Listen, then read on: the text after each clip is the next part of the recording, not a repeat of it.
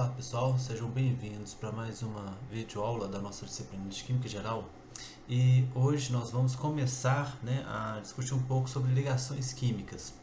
Então, até a última aula nós vimos um pouco, teoricamente, vocês já estão aí com uma compreensão do como que é formado o átomo, da estrutura básica de um átomo, mesmo que vocês ainda não tenham compreendido toda a visão quântica, e ondulatória do átomo, mas você já tem uma percepção básica dos átomos, de como eles são formados, da sua estrutura, que eles possuem um núcleo com prótons e nêutrons, possuem elétrons em sua eletrosfera, que está ali, que vibra ali ao redor desse meu núcleo com energias específicas, e podem mudar de energia, mas transitar, entre um nível de energia e outro, mas apenas em certos níveis energéticos, que é o que a gente chama de energias quantizadas, e vimos também um pouco das propriedades desses elementos químicos,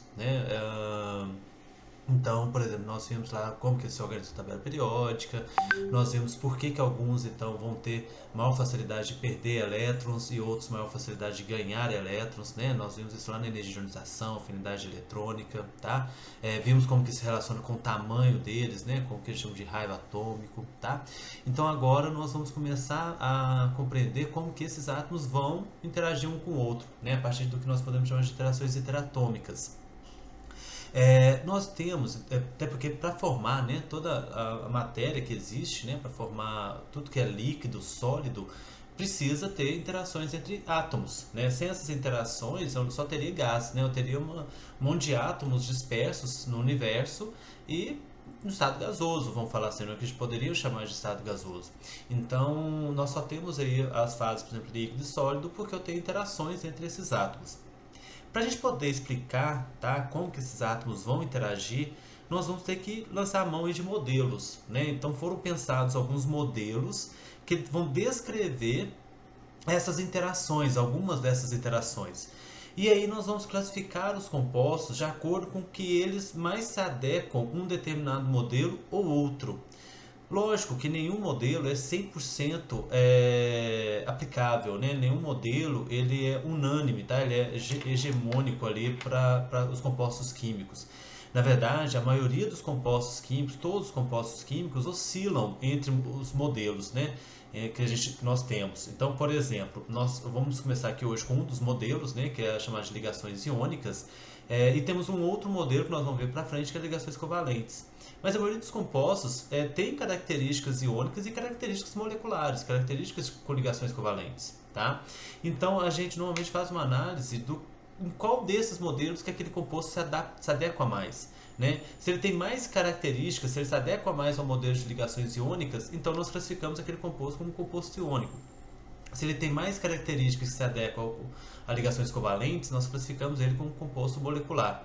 Tá? Mas então é muito importante a gente ter isso, tá? A gente tentar quebrar, desconstruir essa dicotomia entre tudo, A gente tem essa mania de achar que ou tudo é preto ou tudo é branco, Ou tudo é iônico ou tudo é covalente. Não, na verdade nós temos um espectro, Assim como nas cores, Nós temos um espectro de cores. Em termos de ligações químicas, nós também vamos ter um espectro de ligações, tá? Em que um composto ele pode ter 10% de ligações covalentes e 90% de ligação iônica, 50% de ligação iônica, 50% de covalente, tá? E assim por diante. Então, como eu estava dizendo, hoje nós vamos ver esse primeiro modelo, que é o primeiro modelo que nós vamos ver, chamado de ligações iônicas. Para a gente poder entender, o que é uma ligação iônica, primeiro precisamos entender a questão de formação de íons. Então, como vocês viram, nós temos o meu átomo, então ele é formado por um núcleo, esse núcleo ele tem então elétrons ao redor dele, Nós vimos inclusive que esses elétrons então podem sofrer transições eletrônicas, passando para níveis mais energéticos. E eu posso energizar tanto esse meu elétron, fornecer tanta energia para ele, que ele chega ao ponto de ele ser ejetado do meu átomo. Ou seja, quando meu átomo então tem esse elétron ejetado, ele perdeu esse elétron, E aí ele passa a ter um excesso de cargas positivas. Vamos lembrar que quando eu tenho um átomo no seu estado fundamental, o número de cargas positivas é igual ao número de cargas negativas. Por isso que a gente diz que um átomo, qualquer que seja, né, ele vai ser neutro no seu estado fundamental, ou seja, ele não tem carga resultante. A partir do momento que eu altero essa quantidade de elétrons dentro da sua eletrosfera, ele passa a ter carga. E ele passa então a formar o que nós chamamos de íons. E aí essa carga aqui, né, fica diferente de zero, tá? Vou colocar assim apenas, né, diferente de zero, só para chamar a atenção então que ele quebrou essa neutralidade, né? Vale ressaltar também que nós nunca alteramos, nesse tipo de processo, tá, na formação de íons, nós nunca vamos alterar a estrutura nuclear. Né? A gente não consegue quebrar o núcleo de um átomo através de uma reação simples, tá? De um processo simples, químico simples. Né? Consigo quebrar o núcleo de um átomo? Consigo a partir de fissões ou fusões nucleares, que são reações extremamente energéticas, né? E complicadas de ser realizadas. Que precisa de todo um ambiente para aquilo, né? Então, todo o processo químico que a gente vai ver na natureza acontecer de forma espontânea, né, natural, vai ser envolvendo apenas os elétrons, tá? Então, eu quebro essa neutralidade mexendo nos elétrons que eu tenho na eletrosfera. Aqui eu até coloquei uma brincadeirinha, né? Tem aqui o sódio, né? Falando que não quer ficar, né, com o elétron, e aí o cloro vai lá e pega, vem cá, né? Eu te quero, né? Então, ou seja, meus elementos vão ter uma certa tendência, alguns vão ter uma tendência de perder elétrons, enquanto outros vão ter uma tendência de acomodar mais elétrons em sua estrutura. E sempre que isso acontecer, então, sempre que eu tiver essa quebra de neutralidade, eu tenho a formação, então, do que nós chamamos de íons. Tá? Esse íons, então, pode ter dois tipos de cargas. Tá? Eu posso ter íons que vão ter cargas positivas e posso ter íons que vão ter carga negativa. Por quê? Porque aquele elemento, igual esse exemplo que eu estava dando aqui, né, essa situação hipotética, em que meu átomo perde um elétron, ele perdeu uma carga negativa, então ele passa a ficar com excesso de cargas positivas. Então, esse elemento, né, que passa a ficar com excesso de cargas positiva, nós chamamos de cátions. Por outro lado, aquele elemento que às vezes então ganha, né, que acomoda um elétron a mais em sua estrutura, ele passa a ficar com excesso de carga negativa. E aí esse elemento, então, né, esse átomo que passou a ficar com excesso de carga negativa, nós vamos chamar de ânion. Repare que é relativamente simples, né, a gente identificar um do outro, tá? O cátion, ele tem o sinal positivo no próprio nome dele, né? Ele cátion, ele é positivo. O ânion também tem o negativo no seu próprio nome, né? Então, ânion também é negativo, íons, né? Íon negativo e íon positivo, tá? De uma forma geral, os metais, né, como está exemplificado aqui pelo sódio, né, vamos lembrar lá na tabela periódica, né, se a gente representar aqui, né, lembrar aqui rapidamente a tabela periódica, nós vamos lembrar aqui que a tabela é dividida entre metais e ametais, ok? Os metais, se vocês forem lembrar, né, das propriedades também periódicas, vocês vão lembrar que a energia de ionização, né, que é a energia necessária para poder perder um elétron, ela aumenta da esquerda para a direita, não é isso? Então, ou seja, significa que esses elementos que estão mais próximos dos gases nobres têm maior dificuldade de perder elétrons. É necessária maior quantidade de energia para poder remover um elétron dele. Enquanto os metais, que estão aqui no início da tabela periódica, têm uma tendência então maior, já tem menor energia de ionização, né? Então não é tão difícil assim remover os elétrons dele. Pelo menos não comparado com os ametais. Tá? Então por isso os metais, né, vão ter uma tendência então de formar cátions, né, de perder esses elétrons, né, uma vez que a sua energia de ionização não é assim tão alta, e formar cátions, né? Já os ametais, por outro lado, né, que já tem uma energia de ionização maior e tem uma afinidade eletrônica maior também, porque vamos lembrar que a afinidade eletrônica também aumenta da esquerda para a direita, né? Então, ou seja, os ametais têm uma alta afinidade eletrônica, né? E aí lembrando, para lembrar aqui que é a afinidade eletrônica, né, é a energia que é liberada quando o átomo acomoda um elétron em sua estrutura, tá? E o que a gente tem que pensar é na química, tá? Na natureza, tudo vai tender a um estado menos energético, né? Então, se um processo libera energia, aquele processo é termodinamicamente mais favorável do que um outro processo que libera menos energia ou que absorve energia, tá? Então, como aqui, né, os metais vão ter uma tendência de liberar mais energia na afinidade eletrônica, na forma de afinidade eletrônica, né, como quando acomodam um elétron na sua estrutura, eles vão ter então uma tendência maior de formar ânions. Né? Eles vão, ao acomodar um elétron, eles liberam energia, logo esse processo é termodinamicamente falando mais favorável. Tá? Além desses íons, né, que são formados a partir dos seus próprios átomos, nós vamos ter também o que nós chamamos de íons poliatômicos. Tá? Então, íons poliatômicos são íons formados por mais de um átomo, né, formado por mais de um elemento químico. Aqui eu vou colocar só dois exemplos. Tá? Então, esses casos, né, que o íon hidróxido, né, e o íon amônio, são dois íons, né, que possuem ligações covalentes entre seus átomos, mas que possuem uma carga. Então aqui a ligação entre o oxigênio e o hidrogênio é uma ligação covalente. Mas a interação do íon hidróxido com, por exemplo, um metal sódio, né, para formar o hidróxido de sódio, a interação entre esse íon hidróxido com o íon de sódio é uma interação iônica. Tá?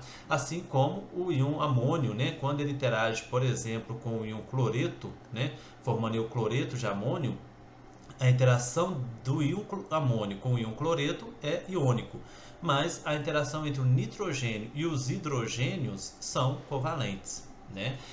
É claro que as propriedades, né, químicas dos nossos íons são diferentes dos átomos que deram origem a ele. Né? Então, o íon cloreto tem propriedades químicas diferentes do átomo de cloro. E o íon de sódio, né, o íon Na+, também tem propriedades químicas diferentes do nosso átomo de sódio. Ok? Aqui foi só mais uma figurinha, né, só para mostrar essa representação, né, dos cátions e dos ânions. Né? Então, cátions com carga positiva, os ânions com cargas negativas. Tá? Aqui tem uma forma, tá, da gente tentar então prever, né, a formação das cargas. Tá? Por exemplo, né, afinal de contas, como é que eu vou saber qual carga que aquele meu determinado átomo tem uma tendência de formar? Nós vamos ver que há uma tendência, né, dos átomos formarem íons específicos. Tá? Para que a gente possa saber, né, quais íons, né, eles podem formar, a primeira coisa é saber a configuração eletrônica desse meu átomo. A configuração eletrônica, como nós vimos, ela pode ser feita pelo diagrama de Hofbauer ou pode também apenas ser consultada na tabela periódica. Né? Na tabela já apresenta a configuração eletrônica ali de diversos elementos. Como a gente está falando de perda e de acomodação de elétrons nas camadas de valência, tá? Tudo isso aqui vai acontecer nas camadas de valência dos nossos elementos químicos. Basta eu saber então qual que é a camada, né? Como que a configuração eletrônica daquele elemento termina. O que vem na tabela, né? Na tabela periódica às vezes não vem a configuração eletrônica do elemento todo, mas aí normalmente vem a camada de valência, né? Vem os últimos elétrons, né? Os elétrons mais energéticos estão lá disponíveis. Logo tem como eu saber então quantos elétrons que ele tem nessa camada de valência, nessa última camada. Tá? Então é muito importante eu saber isso. E aí, na formação de íons, nós vamos, de uma forma geral, adotar o que nós chamamos de regra do octeto. Essa regra do octeto, ela surge da observação de que gases nobres são encontrados na natureza de forma monoatômica. Né? Então, apesar de todos os elementos da tabela periódica só serem encontrados na natureza interagindo com outros átomos, os gases nobres não. Né? Os gases nobres eu consigo encontrar apenas o átomo de neônio, o átomo de xenônio, né? O átomo de hélio, isolado no estado gasoso, claro, porque eles não interagem, então não formam, para formar líquidos e sólidos deles é necessário tirar muita energia do sistema, é mais complicado de ter isso. Mas em condições ambientais eu consigo encontrá-los na forma monoatômica, ou seja, os elementos isolados sozinhos. Tá? E aí uma característica que todos os elementos de gases nobres possuem é ter 8 elétrons em suas camadas de valência. Então eles pensaram que, poxa, deve ter uma relação, né, entre essa camada de valência com os íons que são encontrados nos elementos. E de fato acontecia isso. Né? Quando eles observavam a tendência dos elementos, a tendência das cargas assumidas pelos átomos, eles passaram a observar que de fato essa tendência, havia uma relação, né, com com esses 8 elétrons na camada de valência. Tá? E aí surge então o que a gente chama de regra do octeto. Lembrando que essa regra do octeto, tá, pessoal, é uma orientação, né? Não é uma orientação, um guia, né? Não necessariamente uma regra, uma lei, né? Uma vez que nós vamos ver daqui a pouco que possui várias exceções para essa regra, tá? Então não é uma lei, tá? Mas uma orientação, um guia que vai nos ajudar bastante aí com diversos elementos químicos. Então, sabendo agora a configuração eletrônica, sabendo dessa regra do octeto, né, que os elementos então vão ter uma tendência em ficar com 8 elétrons na última camada, a gente consegue prever a carga da maioria dos elementos químicos da tabela periódica, né? Sendo que, lógico, os metais que vão ter uma tendência de perder elétrons, vão ter uma tendência então, de perder elétrons até ficar com 8 elétrons na sua camada de valência. Por exemplo, o sódio, né? O elemento químico sódio, né, que tem configuração eletrônica do neônio mais 3s1, ele tem uma tendência então de perder esse elétron, né, da sua camada de valência, ficando então com a configuração do gás neônio, tá? E assim então ficando com uma carga positiva, né, porque vai perder um elétron só, tá? Ou seja, em dias que ele é monovalente, né, ele possui uma carga 1+. Por outro lado, né, o cloro, né, número atômico 17, que também tem a configuração do neônio, mas só que ele termina em 3s2 e 3p5, já vai ter uma tendência de ganhar um elétron, porque repare que tem 7, ele é um ametal, se ele é um ametal ele tem uma tendência de ganhar elétrons, ele tem 7 elétrons na sua camada de valência, de forma que quando ele ganha mais um, ele atinge o octeto, e aí ele fica no estado então de íon cloreto, Cl-, ficando com uma carga -1, também chamado de monovalente. A questão da valência, tá? A classificação da valência tem a ver com quantidade de carga e não o tipo de carga. Então repare que tanto o sódio quanto o cloro, né, são chamados de monovalentes, mesmo que um seja positivo e o outro seja negativo. Assim como, né, os elementos da família 2A, então, né, vamos lembrar que a gente tem uma relação, né, entre o grupo dos elementos químicos e a quantidade de elétrons de valência, então todos os elementos da família 1A possuem um elétron de valência, então eles vão ter a tendência a assumir uma carga de +1. Os elementos da família 2A têm 2 elétrons na sua camada de valência, vão assumir uma carga de +2 e assim por diante. Tá? É lógico que ao final da tabela a gente assume uma posição contrária, né? Os da 7A tem 7 elétrons na última camada, então vão ter uma tendência de ficar com uma carga negativa. 6A tem 6 elétrons na última camada, vão ter uma tendência de ficar com -2, né? E assim por diante. Então, +1 monovalente, +2 bivalente, +3 trivalente. -3 também é trivalente, -2 bivalente e -1 monovalente. E tem, né, lógico, o caso, por exemplo, da coluna 4A, que não entrou aqui, porque o 4A ele é dividido, tá? Ele pode assumir tanto cargas de +4 quanto cargas de -4. Assumindo aí uma carga, né, uma valência que a gente chama de tetravalente, né? Ou seja, perdendo ou ganhando esses 4 elétrons, tá? Dependendo se ele tem um caráter mais metálico ou um caráter mais ametálico, né? Vamos lembrar que na tabela periódica, ali, né, no bloco P, já vai haver uma divisão, né? Tem alguns elementos de alguns grupos que têm uma característica metálica, enquanto outros têm uma característica mais ametálica, tá? De uma forma geral, os compostos iônicos vão ser então formados pela interação desses íons. Repare que então quando eu formo esses íons, né, então se o sódio perde o elétron e forma lá o íon de sódio, o cloro ganha um elétron e forma o íon cloreto, vai haver então uma interação eletrostática entre esses dois elementos, entre essas duas espécies, né, esses dois íons, que vai formar então o composto iônico NaCl. Tá?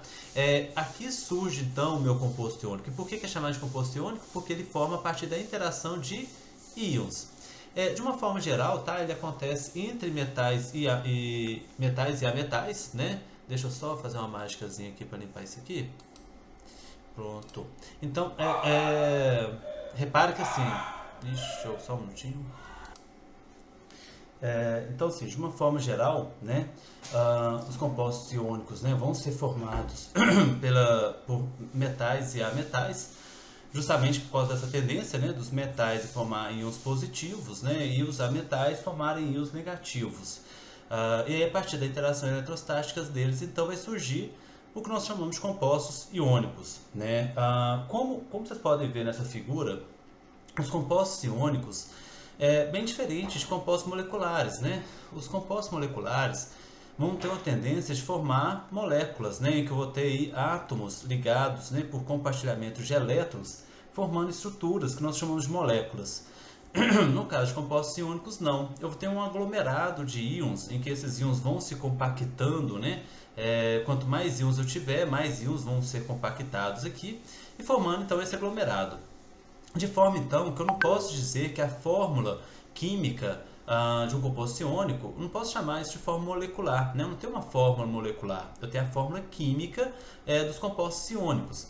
Por exemplo, esse composto aqui, né, o cloreto de sódio, ele possui a fórmula química NaCl, de forma que essa fórmula química apenas me representa a proporcionalidade entre esses íons dentro desse composto. Então essa fórmula química me diz que eu preciso de um íon de sódio para cada um íon cloreto, até para poder manter a neutralidade desse meu composto, né? O composto em si ele é neutro, né? Então, para poder manter essa neutralidade, eu preciso ter um balanço de cargas, né, entre os íons para poder formar. Inclusive, é aí que é uma das formas da gente tentar já prever a fórmula química de diversos compostos iônicos, né? Se eu tenho conhecimento de sua carga e de suas cargas, né, dos íons, eu consigo prever então a fórmula química entre eles, tá? Por exemplo, se eu tenho conhecimento, né, que a carga do íon de cálcio é 2 e a carga do íon cloreto, né, é -1, então eu sei que dentro desse meu composto, do composto formado pelo íon de cálcio e o íon cloreto, eu preciso de um cálcio para 2 cloretos, para que tenha uma neutralidade de cargas, né? Então, ou seja, eu tenho aqui duas cargas do íon de cálcio e duas cargas dos íons cloretos, dos dois íons cloretos, de forma que a somatória das cargas positivas e negativas vão dar zero. E aí eu consigo então prever, né, a fórmula química de qualquer composto iônico, desde que eu tenha, né, as suas cargas, tá? Uma regrinha que a gente costuma fazer aqui, né, joga, né, a carga do íon negativo como índice de atomicidade do íon positivo e a carga do íon positivo como índice de atomicidade do íon negativo, tá? Eu faço uma inversão aqui, né? E aí eu tenho então a fórmula química do meu composto, tá?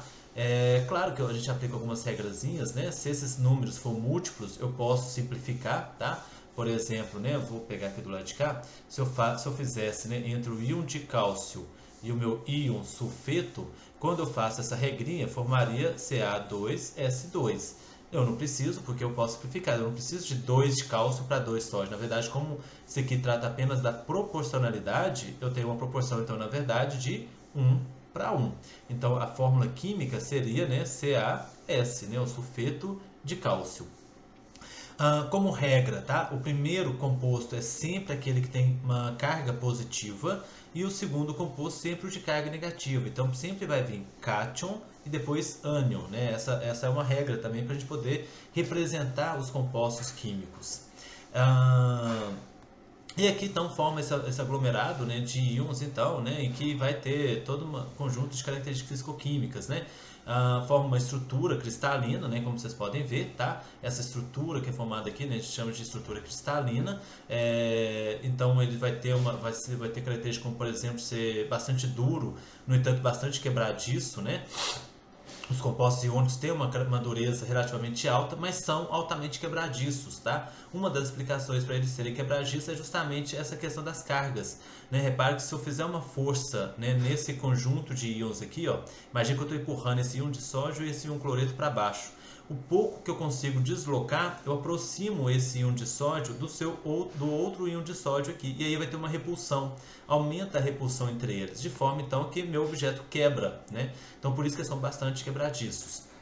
No entanto, essa interação iônica é uma interação relativamente alta, então por isso os compostos iônicos vão ter uma tendência de ter altos pontos de fusão e altos pontos de ebulição, né? Ou seja, a temperatura de fusão e ebulição entre eles é alta, né? Ou seja, a energia necessária para que eu separe esses íons um do outro é muito alta, né? Repare, até porque no processo de fusão e ebulição, tá? Eu estou afetando a ligação química, né? Eu estou afetando aqui, ó, a interação entre eles, eu estou afastando um íon do outro, né? Isso é muito difícil. Por outro lado, apesar deles terem alto ponto de fusão e ebulição, eles vão ser bastante solúveis em solventes orgânicos, ó, em solventes polares, tá? em solventes polares, né? Como por exemplo a água, né? Então eles vão ser bastante solúveis em água, em solventes polares, devido justamente a essa formação de íons, que nós vamos entender depois, quando a gente estudar um pouco mais os compostos moleculares, né? Aí a gente vai entender o porquê dessa boa solubilidade, né, dos compostos iônicos em compostos polares, tá? Em solventes polares, beleza?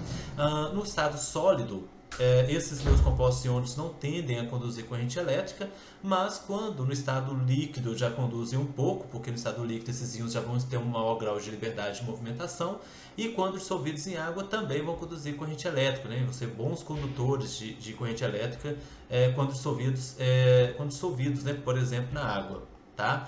Lembrando, né, que a condução da corrente elétrica vem justamente do movimento de cargas, né? A corrente elétrica, né, nada mais é do que um movimento de cargas.